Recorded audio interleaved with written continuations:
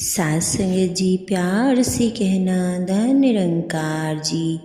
सात संगत जी, जैसे आप सभी आनंद लेते हैं सतगुरु बाबा गुरुवचन सिंह जी महाराज के जीवन पर लिखी गई पुस्तक जीवंत शिक्षा, आज दासी आपको इस पुस्तक का टॉपिक निष्काम सेवा भाव, जो कि निरंकारी मिशन हमें सिखा रहा है कि हमने निष्काम सेवा किस प्रकार करनी है। आप जी इसका आनंद लें। बाबा गुरुवचन सिंह जी हर एक के अपने थे। हर गुरसिख को ऐसा लगता था जैसे कि वही बाबा जी से के प्रेम का पात्र है। इसीलिए गुरसिख अक्सर बेझिझक उनके आगे अपने मन की व्यथा कह डालते थे। भले ही आपका टूर प्रोग्राम चल रहा हो, आप दिल्ली में हो या मसूरी में, सत्संग से पहले अथवा बाद में आप देर रात तक महापुरुषों से घिरे रहते थे। एक बार आपका पंजाब का टूर चल रहा था। टूर करते करते आप गोबिंदगढ़ पहुँचे, जहाँ एक स्कूल के प्रांगण में विशाल सत्संग हुआ और रात को हुजूर भाई साहब वासुदेव सिंह जी के घर ठहरे। अनेक महापुरुषों ने आपसे आशीर्वाद लिया। एक महात्मा जिन्हें ज्ञान लिए केवल अभी 2 ही साल हुए थे, जो सत्संग के अन्य खाते पीते परिवारों को जीवन के सांसारिक सुखों को भोगते देखकर अक्सर सोचते थे कि वह भी रातों रात इन सांसारिक पदार्थों के मालिक बन जाएगा।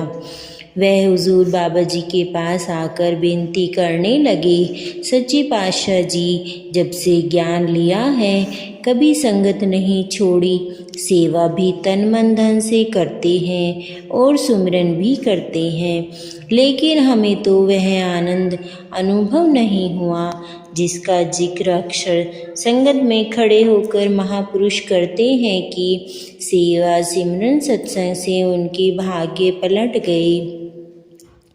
कई बार दास सोचता है कि सत्संग सेवा सिमरन का लाभ क्या है, जबकि मेरे घर में भी वही है और दुकान में भी वही जो ज्ञान लेने से पहले थी। जब उसने अपने मन की बात कह सुनाई तो हुजूर ने बड़े प्यार से उन महापुरुषों को और कमरे में बैठे अन्य महापुरुषों को समझाना शुरू किया। महापुरुषों, ज्ञान कोई चमत्कारी जादू नहीं करता, यह तो तदबीर से तकदीर पलटता है, जीवन में परिवर्तन लाता है। इस परिवर्तन खुशी और आनंद का स्रोत तो सचमुच ही सत्संग सेवा सिमरन है, मगर चूँकि हम सांसारिक माहौल में भी जीवन का बहुत समय व्यतीत करते हैं और उनके प्रभाव भी ले रहे होते हैं, इसीलिए यह परिवर्तन इतना सहज हो रहा होता है कि खुद हमें भी नहीं अनुभव होता। जैसे एक बांस की टोकरी में पानी भरकर लाने के लिए कहा जाए तो प्रारंभ में तो सारा का सारा पानी नीचे गिर ही जाएगा। हमें ऐसा लगेगा कि यह क्रिया व्यर्थ में ही दोहराई जा रही है, लेकिन ऐसा नहीं है। लगातार टोकरी पानी के साथ संपर्क करती रहती है, जिसके कारण धीरे धीरे एक तो यह टोकरी बिल्कुल साफ हो जाती है और दूसरा बांस फूलता जा रहा होता है, तो आखिरकार बांस आपस में जुड़ जाते हैं और सारी दूरी धीरे धीरे समाप्त हो जाती है। अब यही टोकरी पानी भरने योग्य बन जाती है। ठीक इसी प्रकार सत्संग सेवा और सिमरन के साथ हमारे मन के विचार बदलने के साथ साथ बोल मीठे व कर्म भी सुंदर होने लग जाते हैं। रहन सहन बदल जाता है। यही बस नहीं, सत्संग सेवा सिमरन हमें पाक और पवित्र बनाते हैं। यह बात अलग है कि कोई कपड़ा पहले ही साफ होता है, थोड़ी सी धूल जमा होते ही जो मामूली सा साबुन लगने से उतर जाती है, लेकिन कोई कोई कपड़ा चिकनाहट के साथ दागोदाग हो चुका होता है, जिसे साफ सुथरा करने के लिए कई बार भट्टी में भी डालना पड़ता है। इसीलिए भक्ति के यह तीनों कर्म करते रहना चाहिए। जिस प्रकार गंदे नाले का मुख गंगा से जुड़ा होता हो तो एक दिन इस नाले का पानी साफ हो ही जाएगा, लेकिन गंगा के साथ संपर्क बनाए बिना यह गंदा पानी पाक व स्वच्छ नहीं हो सकता। इस प्रकार सेवा सिमरन और सत्संग के द्वारा हमारा मन वचन कर्म पाक व पवित्र बने रहते हैं और धीरे धीरे हमारी आदतें अच्छी और स्वभाव भी मिठास वाला बन जाता है। आप यह कर्म निष्काम भाव से करते जाओ। खुशहाली और आनंद सांसारिक पदार्थों में नहीं बल्कि मन की अवस्था में है। यदि सांसारिक पदार्थों में सुख होते तो सबके सब धनवान व्यक्ति सुख व आनंद का एहसास कर पाते, लेकिन यह बात 100% ठीक नहीं है। गुरसिख ने अपना कर्म करते रहना है, तकदीर स्वयं ही बदल जाएगी।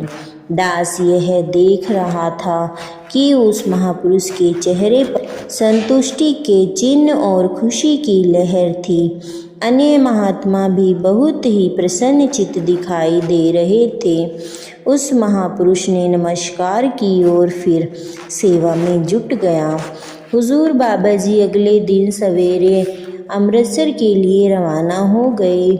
उसे संयोग ही समझे कि वहाँ से सत्संग से पहले पूज्य बहन निरंजन जी, एक सेवादार बहन जो पिछले कई दिनों से बिस्तर पर थी और आशीर्वाद दिलाने के लिए आपके पास लाए। वह बहन अक्सर भवन पर सेवा करने आती रहती और संतों महापुरुषों को घर बुलाकर भी सेवा करती रहती थी। आपके दर्शन करते ही वह बहन अपने सांसारिक शारीरिक पीड़ा का जिक्र किए बिना न रह सकी। कहने लगी, बाबा जी कहते हैं कि तन की सेवा करे तो तन सुखी, मन और धन की सेवा से मन और धन सुखी होते हैं, लेकिन मेरे साथ ऐसा क्यों हो रहा है? तन की सेवा से तो मैंने कभी मुंह नहीं मोड़ा, फिर शारीरिक कष्ट क्यों? मैं तो अपनी तरफ से सदा तन मन धन की अधिक से अधिक सेवा करने का यत्न करती रहती हूँ। आपने उसे आशीर्वाद दिया और फरमाया, घबराओ नहीं, सच्चा पातशाह ठीक करेगा। लेकिन एक बात आपको हमेशा याद रखनी चाहिए, सारे प्राकृतिक नियम के अधीन चलती है और जब कोई नियम टूटता है तो खलबली मच जाती है और कभी कभी तूफान का रूप भी धारण कर लेती है। धरती के आकर्षण सिद्धांत को ही ले ले, कोई भी वस्तु हम धरती से ऊपर फेंकते हैं तो वह वापस धरती पर आकर ही शांत होती है, लेकिन अगर वह वस्तु रास्ते में किसी पेड़, छत अथवा किसी अन्य पड़ाव पर रुक जाए तो लटकी रहती है जब तक धरती पर आकर वापस नहीं गिरती। इस प्रकार हमारी शारीरिक अवस्था है। हम जब किसी शारीरिक नियम का उल्लंघन करते हैं तो कुछ शारीरिक कष्ट सामने आते जाते हैं। वैसे भी यह 5 तत्व का बना हुआ शरीर है। कोई भी तत्व घटने बढ़ने से शरीर रोगी हो जाता है। कुछ देर खामोश रहने के बाद हुजूर ने फिर फरमाना शुरू किया, बाकी चाहे तन की सेवा हो या मन की या फिर धन की, सुख तो देती ही है। यह सेवा ही है जो मानसिक आनंद के साथ साथ तप, त्याग, परोपकार, सद्कर्म और सद्भाव जैसे दिव्य गुण प्रदान करती है। सेवा हमारे अंदर से भेदभाव, अहंकार, नफरत और घृणा को निकालकर हमें पवित्र करती है। सेवा वह जादू है जो हमें ऊर्जावान बनाती है। शारीरिक सेवा करते हुए शरीर के अंगों की कसरत होती रहती है और शरीर को बल मिलता है। इसीलिए कहा जाता है कि तन की सेवा तन सुखी करती है, मन करके सत्संग और संतों महापुरुषों को पाक कर देती है। महापुरुषों की कृपा से वातावरण के प्रभावों से दैवीय शक्ति मन को बलवान बनाती है और यह मन माया के प्रभाव से बच निकलता है। इस प्रकार धन की सेवा है। जो सेवादार महात्मा है वे परिश्रम होने के कारण धन कमाने में भी कभी आलस्य अथवा गलत राह को नहीं अपनाते। जिसका तन और मन स्वस्थ है वह धन को कमाएगा और सेवा में लगाकर उसका उचित प्रयोग भी करेगा। बाकी ऐसा कोई जादू नहीं होता कि ज्ञान लेने के बाद धन की वर्षा होने लग जाए। तरकीब के साथ ही दातार सच्चा पातशाह भंडारे भरता है। निसंदेह तन मन धन की सेवा तन मन धन के सुख तो देती ही है, लेकिन यदि हम किसी स्वास्थ्य विज्ञान के नियमों का उल्लंघन करते हैं, संगत में किसी संत महापुरुष का दिल दुखाते हैं, तो हमारे सेवा के फल प्राप्ति की राह में रुकावट आ जाती है। जब तक कमरे में कोई और महात्मा भी पहुंच चुके थे। उन्होंने नमस्कार की और आप भी संगत के लिए चल पड़े।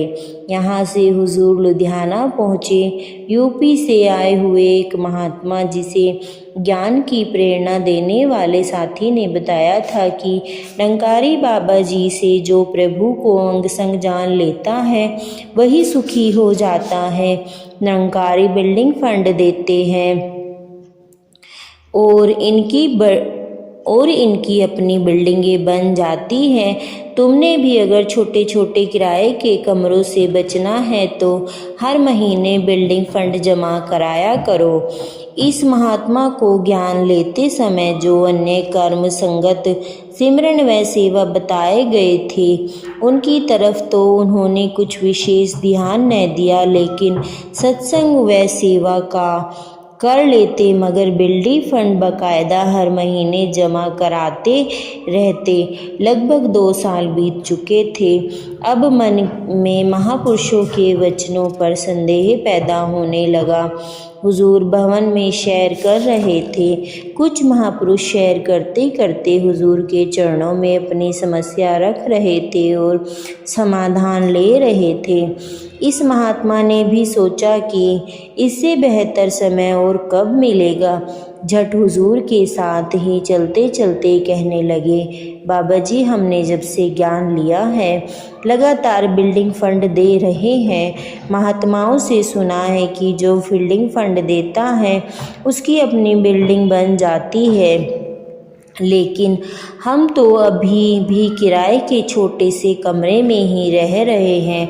आप जी कृपा करो। हुजूर ने इस महात्मा को समझाते हुए फरमाया, आरंभ किया, दातार रहमत करेगा। बिल्डिंग फंड के साथ साथ जो अन्य कार्य सेवा सिमरन सत्संग महापुरुषों ने बताए थे वह भी कर रहे हो या नहीं? महात्मा ने कहा, बाबा जी सत्य तो यह है कि उन कार्यों में मैं कुछ सुस्त ही रहा हूँ।